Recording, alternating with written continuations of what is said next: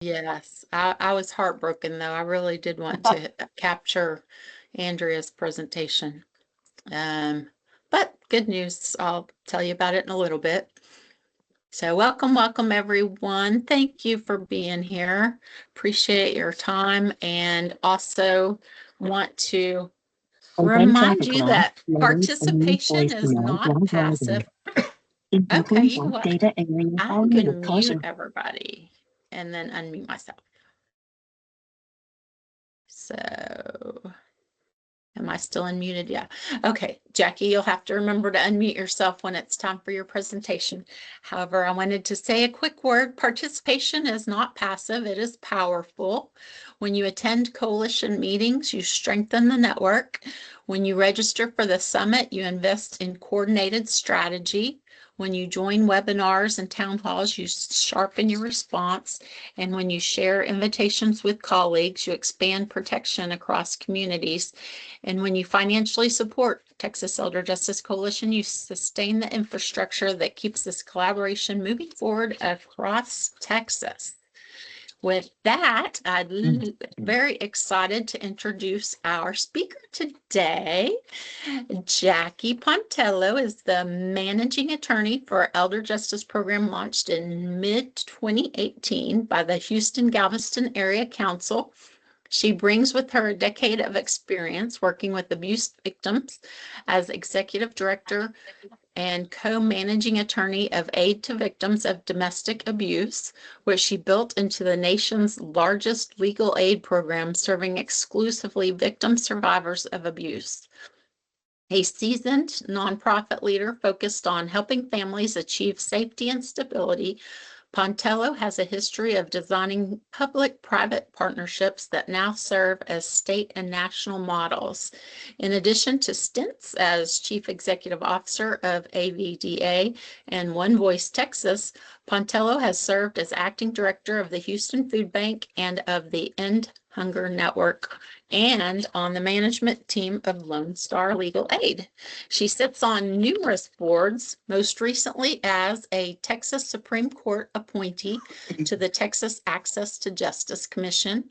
Her work has been recognized by the Buffett Family Foundation, Sunshine Lady Peace Award, Congressional Hunger Center, Victory Against Hunger Award, DEA Dreams and Visions Award, the Houston Food Bank, the Albrecht Award for Lifetime Volunteer Service, the National Council of Jewish Women, the Hannah Solomon Award, the Salvation Army Harbor Light Center Volunteer of the Year, and the Texas Department of Criminal Justice Directors Award.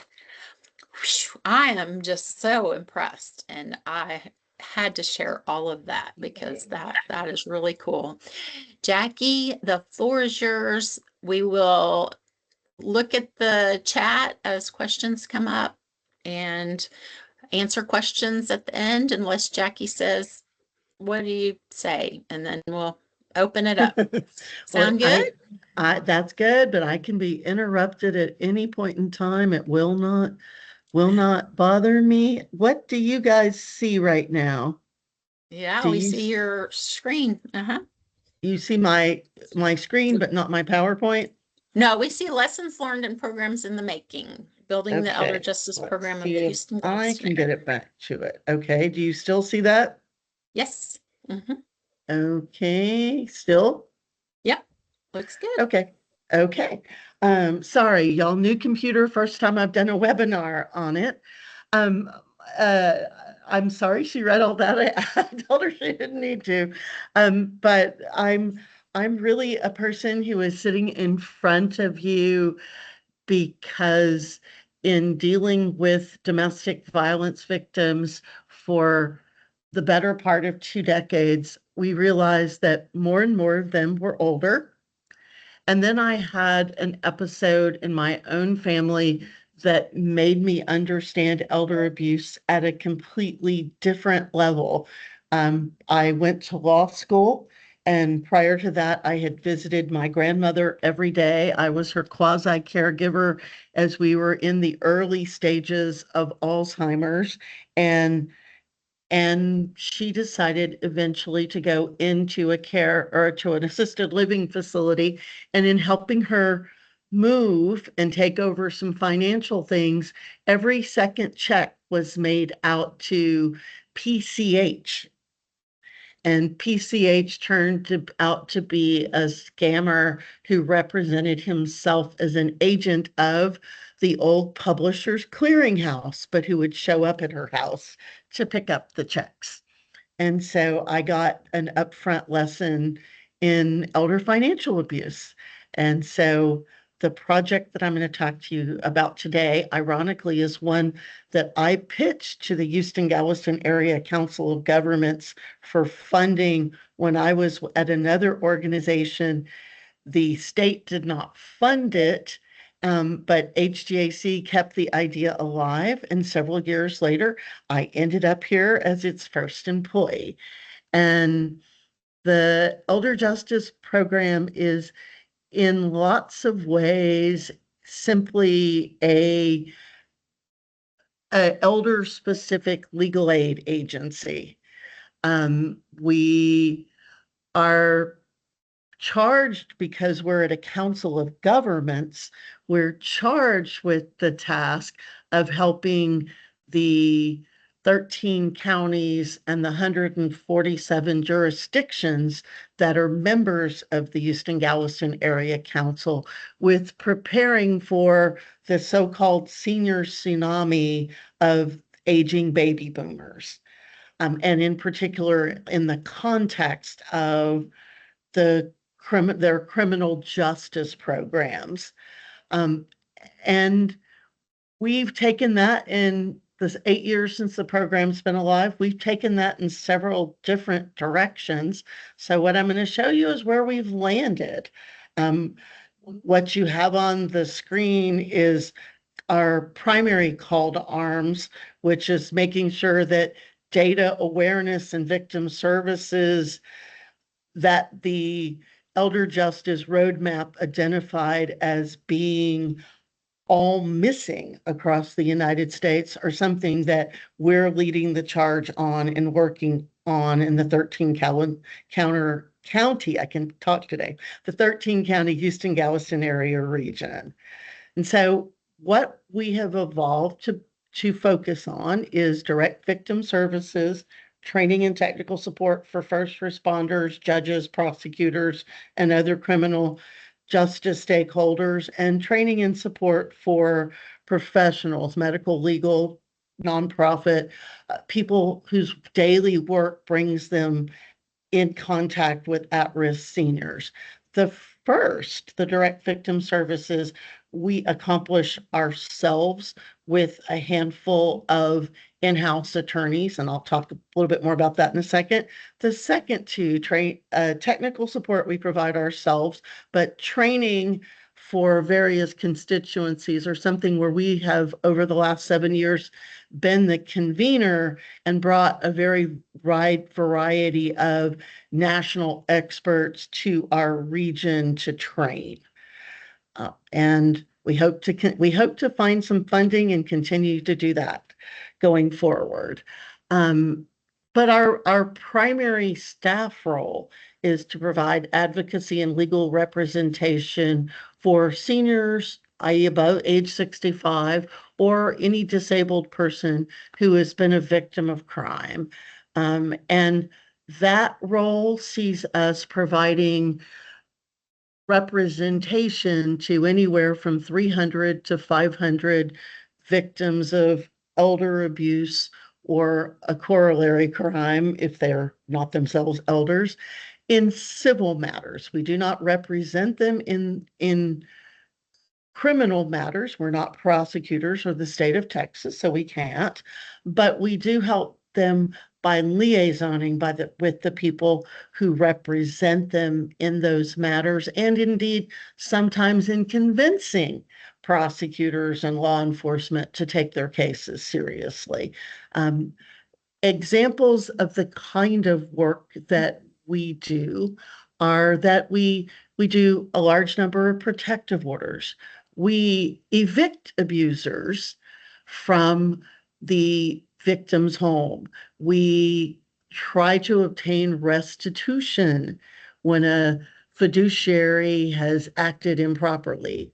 I'll talk a bit more about that in a minute. We spend a lot of energy and time helping them deal with contracts where they've been defrauded, scammers, and what can be done to either claw back damages, protect their credit rating, and deal with what may be a new financial reality.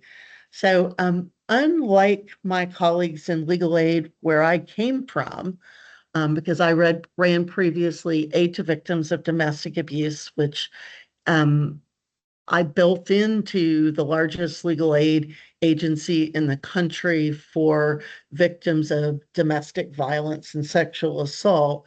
But there in legal aid, including at ABDA, there's always an income cap. The Elder Justice Program is unique in that we are funded out of crime victim services, and so we do not have an income cap for our services. We require only that you be a victim of a harm that could be considered criminal and that has a civil legal solution, something we can do in law or in the courts to help make your recovery happen. And that you be either over 65 or disabled. And right now, what you see on screen are the counties where we are actively marketing our services. We do accept referrals in the remainder of the 13 counties, but I only have 3 attorneys, and this is as far as we can stretch right now. Actively Jackie, looking for... I don't see your slides. Are they advancing? I don't see the list of counties. Okay, do you see something with a gavel? No, we're still on the first Okay, slide. let me see where I got off target. And apologies, y'all. This is really, I got this laptop last night and I haven't quite figured it out. It's on the first slide. Yeah, no, I know. I need to get back Oh. to, because I think I'm in PowerPoint. So give me a second. Oh, And I okay. think you're not.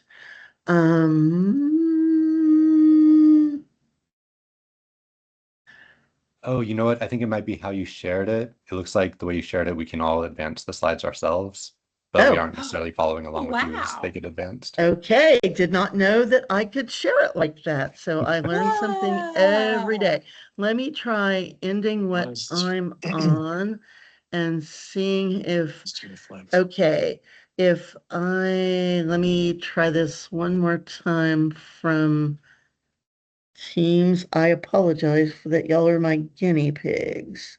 Okay, I see you. So let I've me never go seen back. this option before where we I can haven't forward either. the That's slides. really cool. But Well, it not only works. did I get a new computer, I got new software. And Yes. so, okay, so let me try sharing again and seeing if that helps. Okay.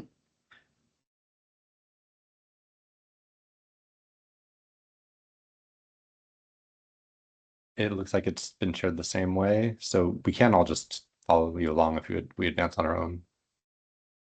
Okay, Yep, still the same. Okay, one more second. Okay.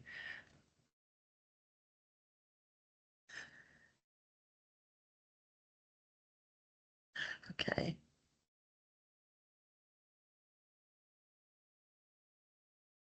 In presenter mode, side by side reporter. I'm in content only. So you don't see this, right? We see the beginning slide. Okay, and it says share this. Oh, Okay. there you go. Okay, you have to do some things additionally at the bottom now. Sorry about that. You see Elder and Vulnerable Adult Justice Program Yes. with the woman with her eyes closed. Yes. Okay, sorry about that. So now let me No get you worries. to where I was, which is just, so my counties are at the bottom of this slide. Hopefully you see the gavel. Ah, there it is. Yes. Yes, okay, so Chambers, Fort Bend, Galveston, Liberty, Montgomery, and Wharton, though in the remaining counties of the HGAC region, we will take referrals. We just are not marketing our services to the public in those counties because we have limited ability to serve. So let's see if I can advance and get to, okay, see, we have decided for ourselves and are changing directions and lessons learned that we need to back up our services to go back into what in the old days we used to call crime prevention, that we need to do education. If I can't, as Erin Hill talked about the scam cities at a presentation a few weeks ago, if I can't reach into Southeast Asia and prosecute or get your money back from those people, I need to spend a lot more energy trying to teach you not to be victims of those folks in Southeast Asia.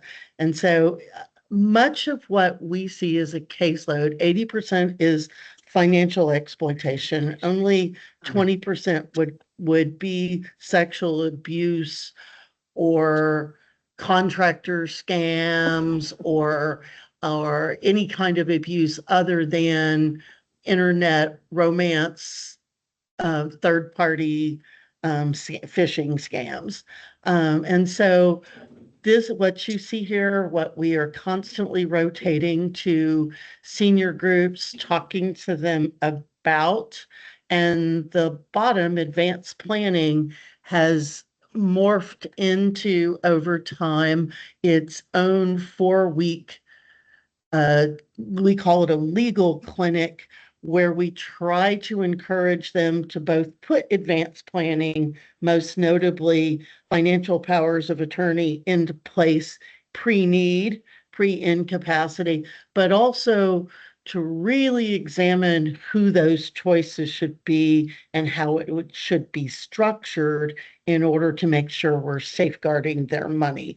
And I told you we represent about 600 people a year in legal cases, but at present we're doing about 1,000 advanced planning packets. And I just on Monday of this week had a new full-time attorney start. She's in the middle of orientation, who is going to really seriously up that, because in the rural counties that HGAC services, there is very limited pro bono or free legal services, and we have a much higher percentage of people who've not made any provisions for aging and incapacity, and therefore are particularly vulnerable to friends and family members who try to cut them deals like, give me your house and I'll take care of you the rest of your life. And then, oh, lo and behold, a year later, the house is for sale and there's not very much they can do about it because that was never really a contract kind of scenario. So this is our prevention work. And I'll talk in a minute about some of our ideas for going forward that we're working on. Again, the advanced planning legal clinics, the focus is really inner cities and rural areas that are legally underserved. And because we are HGAC and our membership is elected officials, we are primarily doing these with the co-sponsor of county judges, mayors, and in official government facilities, so that people can understand that we are credible and to be trusted. You see our format. It's a 2 information sessions where we really talk about threats and financial structuring in the first, and in the second we talk about medical powers of attorney, advanced directives, and who makes medical decisions, and even the potential wall that it might be advisable to have between those two things.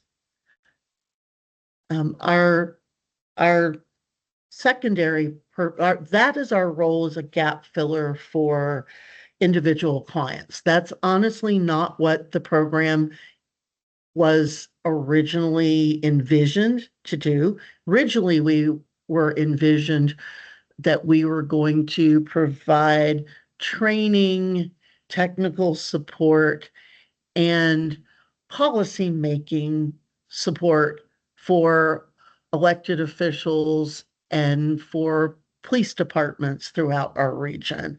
And that still is a big portion of our mission. We entered the individual direct services realm because that was a persistent gap. And those of us who are lucky to be in metropolitan areas both have headquarters or offices for legal aid agencies, but often have law schools. In Greater Houston, we're lucky enough to have three who have clinics as yet another source of free legal services. The further you get from large cities, the scarcer those resources are. And so we ended up filling a gap that we were trying to help fill by mobilizing people unsuccessfully, and then ended up simply entering into the field ourselves. We hope at some point to build a large legal program that we roll off and is no longer HGAC based, but we're a ways away from that. So what you're seeing on screen now, the programs for criminal justice stakeholders, are really what we believe our largest contribution to the region is in educating investigators, beat cops, law enforcement management, prosecutors, and in educating professionals.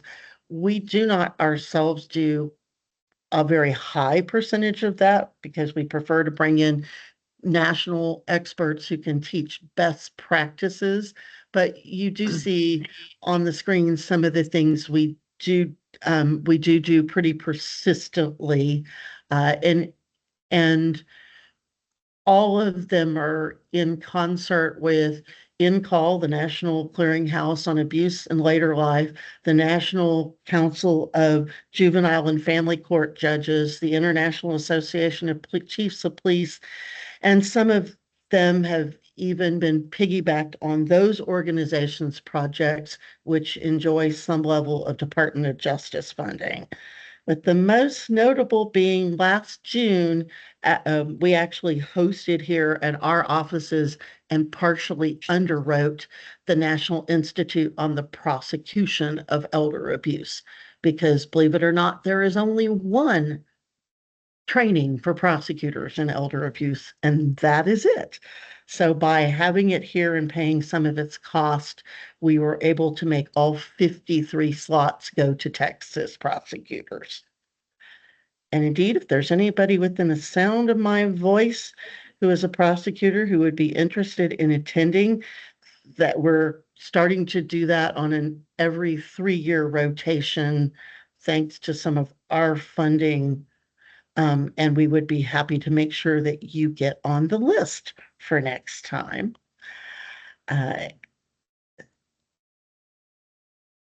Okay, sorry, I have, well, somehow lost my ability to advance. So let me see. Okay, well, here. And one of the reasons that we are very anxious and happy to talk to this group is that all of us know that none of us can do this work alone, but we have a bit of a bully pulpit here at HGAC because we have ready access to policymakers, and we can control some level of our region's criminal justice funding because we are the prioritizers and judges of law enforcement law enforcement training money, law enforcement operational money, victims of crime and violence against women grants in our region. So we have a bit of a leg up in helping to meld some of those parties and some of those funds into collaborative projects. And so one of the reasons I was really excited to talk to you today is I really wanted to talk to you about some of the things that we are talking about and working on in terms of ideas that have either been piloted or are being piloted, because we have come to the belief through our legal work with individual victims that all of us, ourselves included, are not aggressively using loopholes and opportunities that the law provides us to aggressively go after perpetrators of elder abuse and to aggressively attempt to recover that which has been taken, financially at least, from victims. And so what you hopefully see on screen here is some of our current scale-up projects. We just hired another full-time attorney to do advanced planning legal clinics, and I have grant proposals out for 2 more who would be rural circuit riders in our rural counties. We are looking, oh, and I see I have a typo, sorry. We are looking and are close, not lose, to obtain funding for 2 full-time attorneys to fill a gap that we identified between ourselves and standard legal aid. Standard legal aid covers people who are fighting eviction, but has little or no experience or interest in covering seniors who are the homeowner or the leaseholder who would like to evict the abuser from their property. And honestly, I've been looking for other programs to model this after, and I've not found any. If anybody knows of anyone working from that angle, we are going to pilot this starting in about 90 days in Harris County in cooperation with the Justices of the Peace. Justice of the Peace Court is where all evictions are heard in Texas, with the the 16 justices of the peace in Harris County, because they are very, very interested in using us as a referral source. And they insist that they would keep us busy with 2 full-time attorneys because they see so many cases with no place to send them that they can't afford an attorney. And they believe these are cases that are not yet in our adult protective services or any other responsive system, but that they believe that these are cases where abuse might be present based on the abuse, based on what they see as abuse or in the storytelling of a case. So we're really hoping to get this launched. I have a foundation that is voting on it in the next week, and so hopefully this will end up on reality quite soon. Likewise, in conjunction with a set of judges in Harris County, in this instance, the judges in the Harris County Probate Court, we are trying to figure out a way to create an enforcement document for agents under a power of attorney who are exceeding their legal authority as an agent, which typically takes the form of using the elder's resources as if they were their own, theft, fraud, whatever we want to call it. There are some very significant things that a judge can do to them that we or adult protective services often struggle with. A court can demand an accounting, give you a day and time to show up with the documents. It can remove you. It can order restitution. And we believe there's a set of statutes that we ourselves as non-government attorneys have not yet figured out how to fully use in order to protect victims. And so we're working with the Harris County Probate Court judges. There's 4 of them because the probate courts in counties where there are probate courts are the ones who have jurisdiction. In other communities lacking specific probate courts, it would just be courts of general jurisdiction. But we're going to try to build a specific docket, an enforcement docket, where one day every, looks like possibly 2 weeks, that they'll hear back-to-back cases, and we can set cases for that docket or that block of time where they're calling in agents and demanding accountability. We'll let you know if that's valuable. But again, looking for other models. Don't know that anyone is doing this systematically, but would be happy to be proven wrong because I'm sure there's lots to be learned.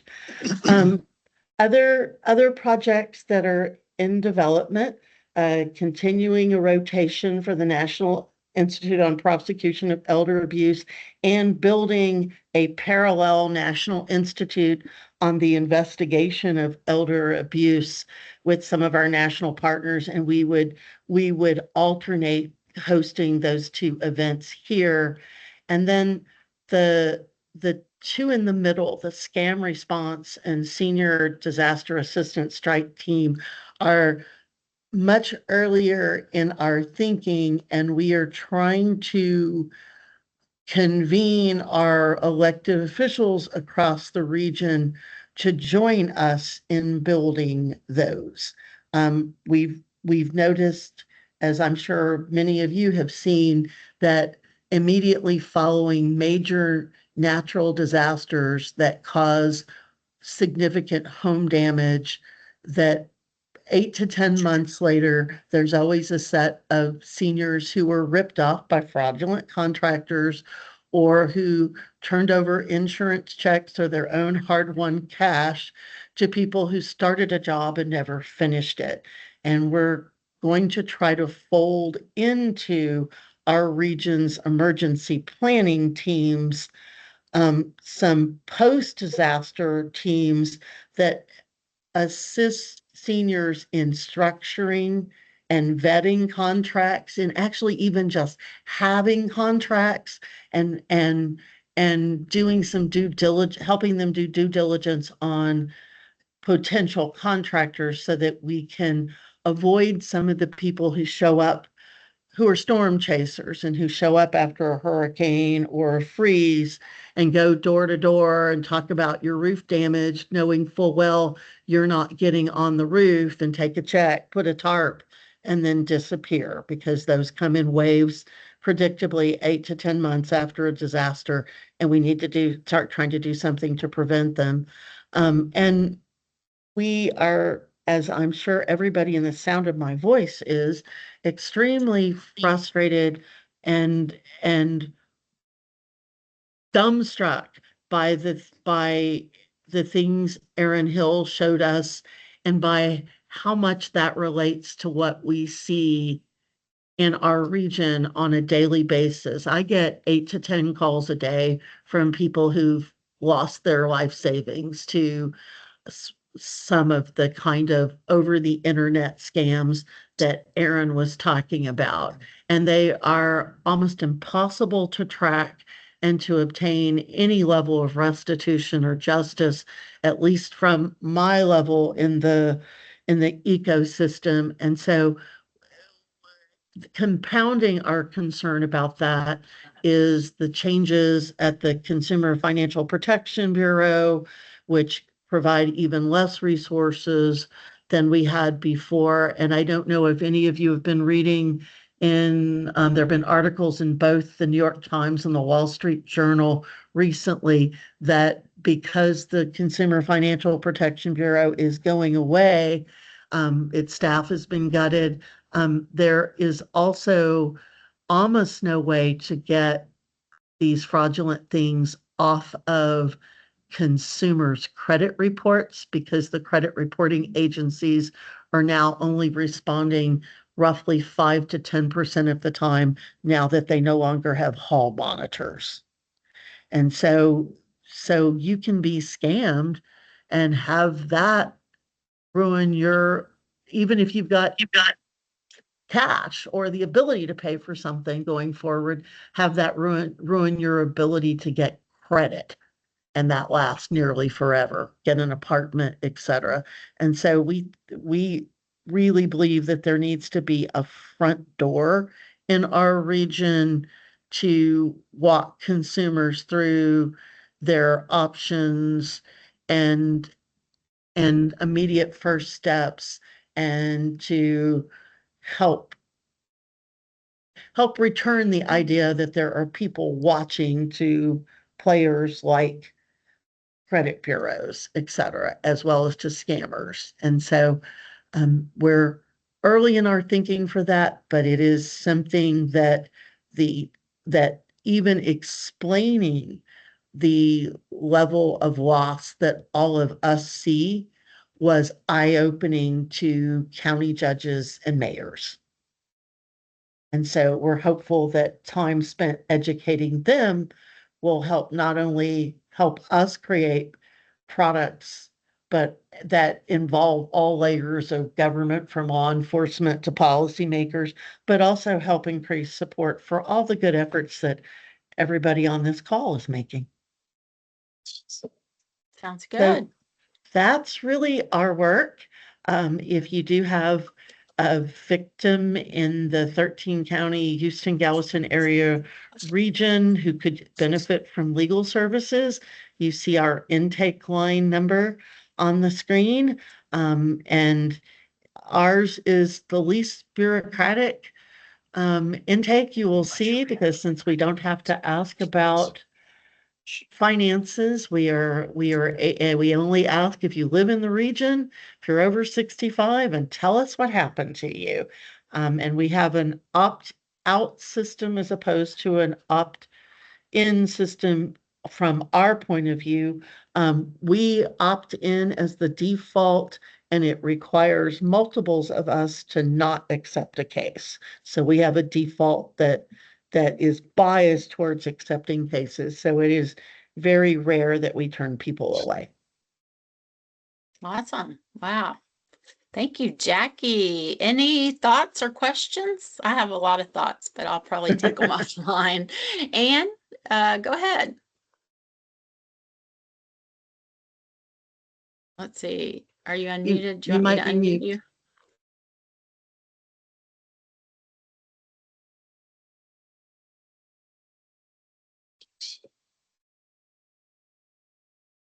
Can you unmute yourself, Anne? Or do I have to do it?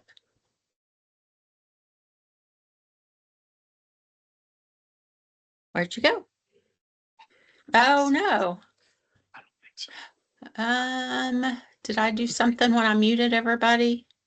I don't think I can unmute everybody. Behind me on these letters. This line right here, I'm going to replicate.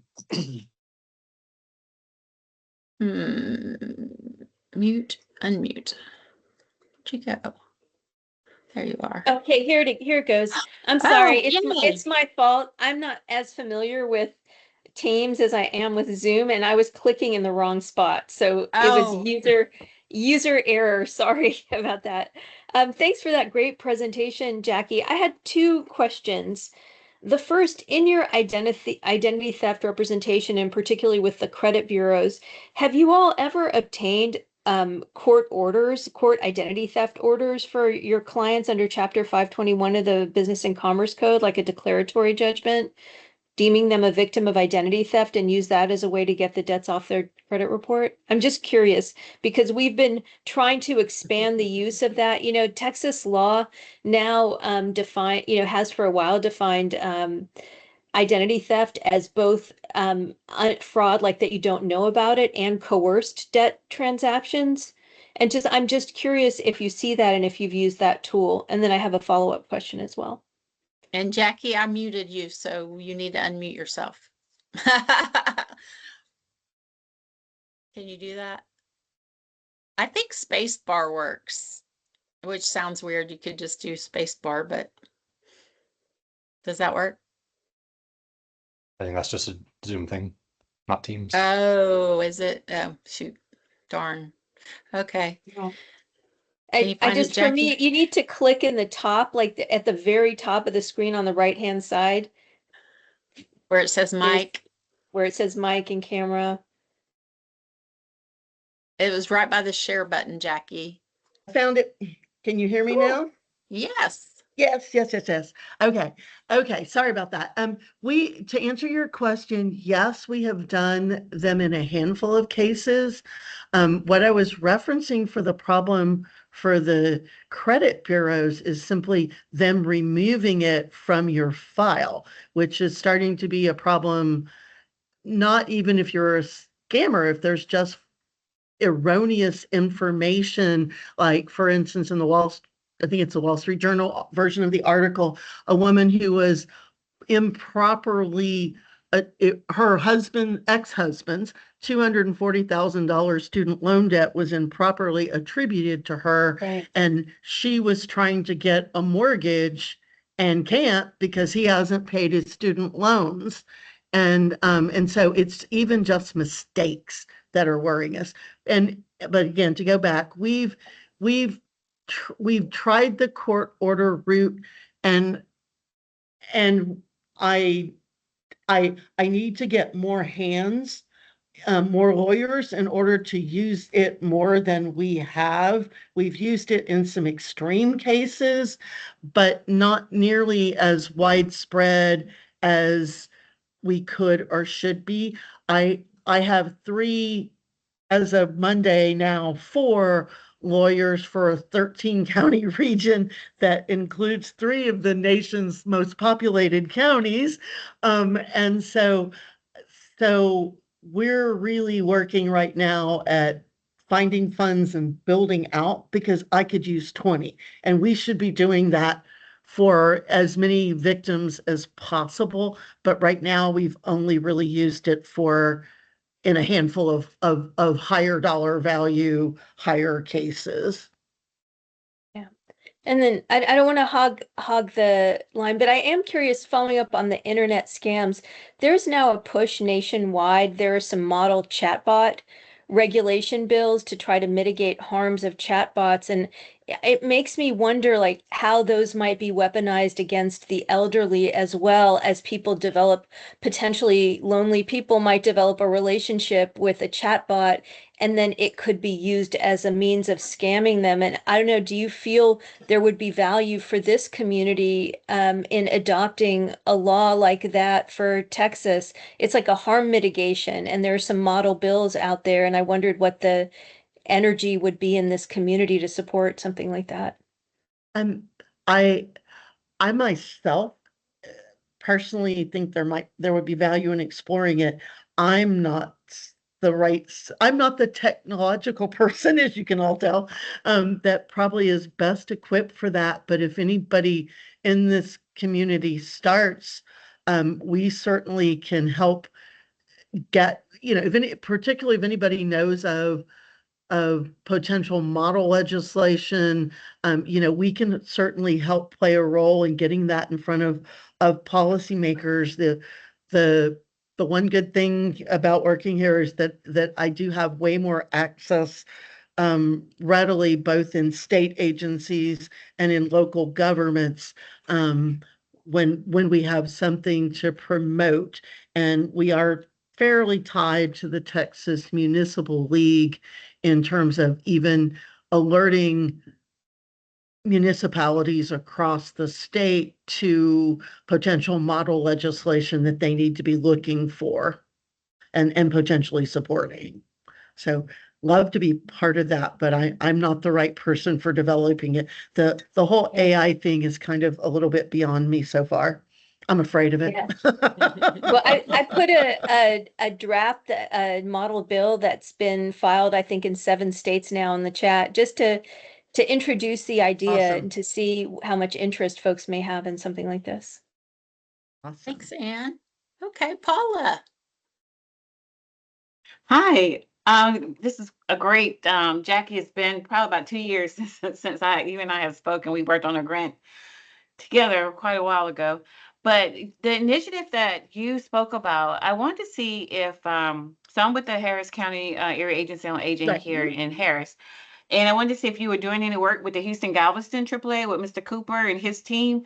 And if it is possible that we would like to either just have a conversation and see how clients that we receive that may fall into this category, how we can work together to either do referrals to you or where we can there's some synergy between working together. Absolutely. Probably about 8 or 10 weeks ago, Area Agency on Aging, Curtis Cooper's group, just Paula operates it for Harris County, and HGAC operates it for the surrounding 12 counties.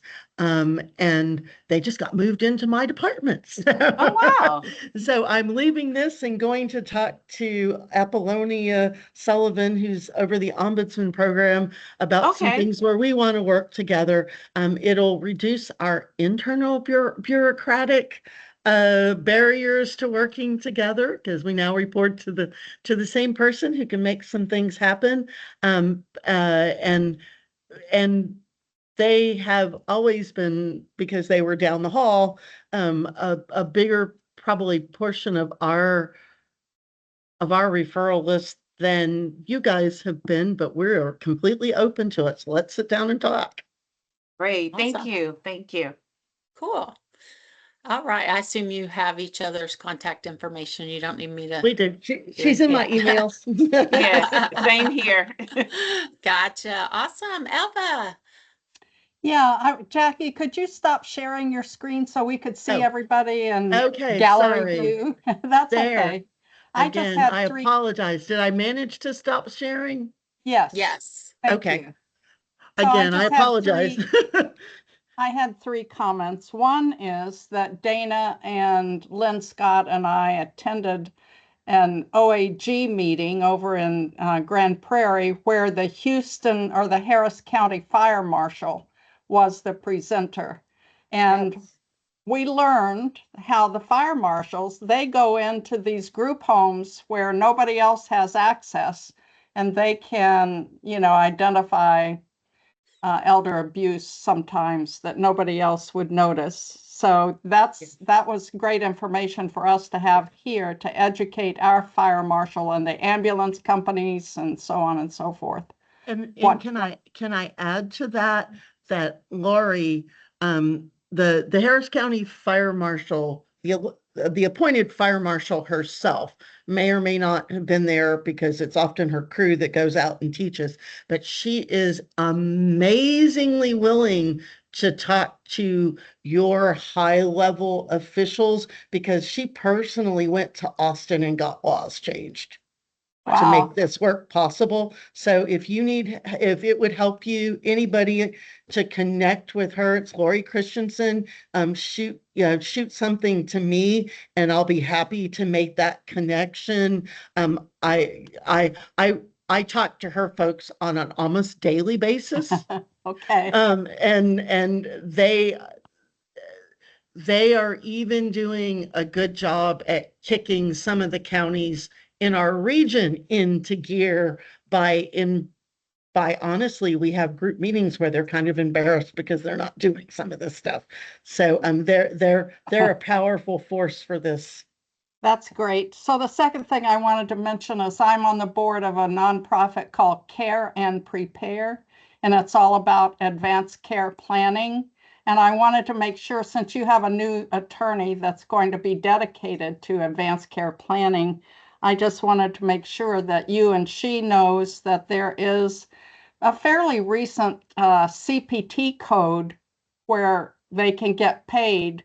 So some of our people go into oncologists, doctors' offices, and various things.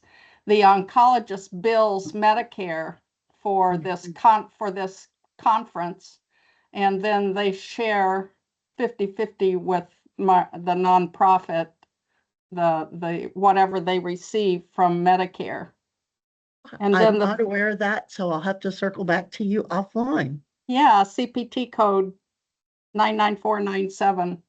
Yeah, we don't Anyway, bill or anything.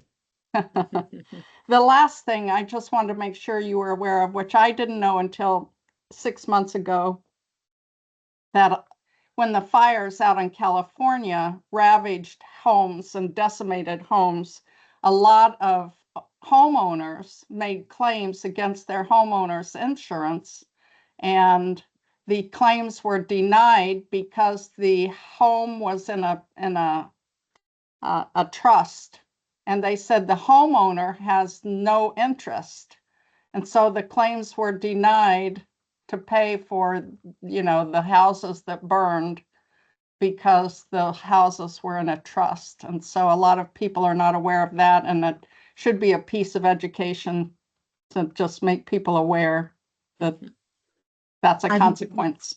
I'm sure as that you've seen what we see, which is particularly through the vehicle of Facebook ads, that over and over again at we don't handle trust. It's not appropriate for our crime prevention mission, but we do get asked about them for people for whom the lawyer in me says they are wildly inappropriate, right?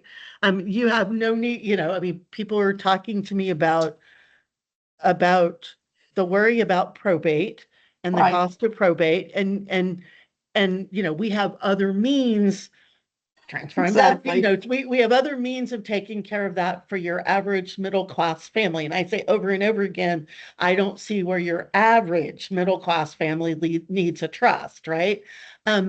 But people come in convinced of it. And the irony is that the trust will cost almost as much as probate would, if that's the only reason you're doing a trust, but they really don't have much understanding of those downstream consequences. And this is yet another one of what that, and what that means, right? It's just being sold as an avoid taxes and avoid paying lawyers kind of pitch. And people just don't even understand what. So sometimes they'll bring me a trust even and say, hey, can you look at this? And I'm like, okay, now wait, do you have this? No. Okay, so why do we have all this language, right? Why'd you pay somebody to do this? So trusts have become kind of an low-lying fruit for my colleagues in the legal profession, I think, fueled by Facebook ads, right? But Awesome. but good to Thank know you. that. I had not realized that, so I'll have to go look at. I'm assuming that's being litigated, so I'll have to go see if I can find those cases, right? Yeah, you. most likely. Thank you again, Jackie. It's 2:55, so that was a great presentation, and I feel like everybody got a lot of good information and great ideas. And like I said, I definitely would like to reconnect offline. Awesome. And since we have just a short amount of time, I'm going to encourage you all to read through the bullet points in the agenda to see what the committees have all been up to, and point out our first virtual town hall was Wednesday, February 25th, and it went really well. And a spinoff from that town hall is going to be our next webinar, which is going to be on solar panel legislation with AARP and Texas Appleseed, Tuesday, March 24th. Have not set up the registration link yet because we just confirmed the date, and I will do that and email everybody. The one that was canceled will be rescheduled, and we have an area social coming up April 8th at 9 o'clock at the United Way of Tarrant County. And last but not least is the summit. The registration is available now, and you can click on the link. Of course, I'll be sending you those registration and summit information emails as well. You can watch some of the webinars if you might have missed the one by Aaron West that Jackie referred to a few times. It's on our YouTube channel, as well as the benefits trafficking webinar that Anna Thomas did. And we are, officially 2.5 years into this grant. And as in 20 days, our federal funding will be gone. So we are open to partnering or sponsorship or advertising, anything like that. I did tell somebody the other day that, this space right here is for sale in case anybody wants my forehead. And I appreciate you all. You're all doing such great work. It's amazing that you're here and listening and working together, being open. Texas is a big state. And like Jackie said, nobody can do it alone. And I appreciate you all. Anybody have any last minute questions or comments? Only that if you notice for solar, Sunrun finally got kicked out of Costco. Whoa, really? All right. That's a plus. Yep. Okay. And look at that. You get 2 minutes back. Thank you all for being here. Thank you, And Dana. make plans to join the other upcoming events. And let me know if I can help you in any way. Thanks so much. Thanks, Bye, Dana. everybody. Bye. Bye-bye. Bye, everybody.